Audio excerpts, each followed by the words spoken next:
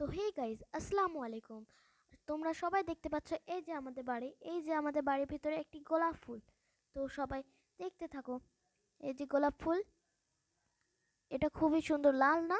এই যে আমার বোন এটা ছুঁতে যাচ্ছে, কিন্তু আমার আব্বু ছুঁতে দিচ্ছে না, কারণ ওদের বিষাক্ত পয়জন থাকে, পোকামাকড় থাকে, তার জন্য।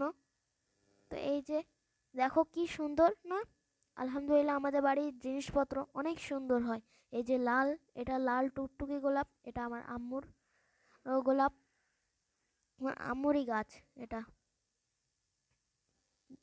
তো এই যে আমার বোন, আরে যা, আমার বোন তো একটা এই ফুলের পাপড়ি ছিঁড়ে নিয়েছে অনেকগুলোই।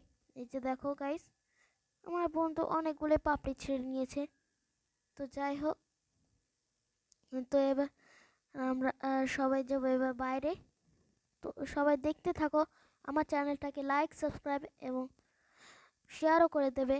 আমি সবার ছোট ভাই, এই যে দেখো 3টে পাপড়ি ছিঁড়ে ফেলেছে আমার বোন, আর এগুলোকে নিতে যাচ্ছে সে। তার একটা দিয়েছি, তার হবে না, সে বলছে যে আমাকে সবগুলো দাও। তা আমি তাকে সবগুলো দিয়ে দিচ্ছি। এই যে দেখো, আমি সবগুলো তাকে দিয়ে দিয়েছি। আমার বোন, জানো তো, আমার আব্বু দোকানে যেতে গেলে বিকেল বেলা, তখন আমার বোন আমার আব্বুর কোলে গিয়ে থাকে, মানে আমার আব্বুকে যেতে দেবে না দোকানে। এই যে আমার হাতে আছে, আমি আবার নিয়ে নিয়েছি, সে মুখে দিতে চাইছে। তো এবার সবাই চলো। তো আমার আব্বু এবার বুনুকে নিয়ে যাচ্ছে বাইরে, গাড়িতে চড়বে বলে।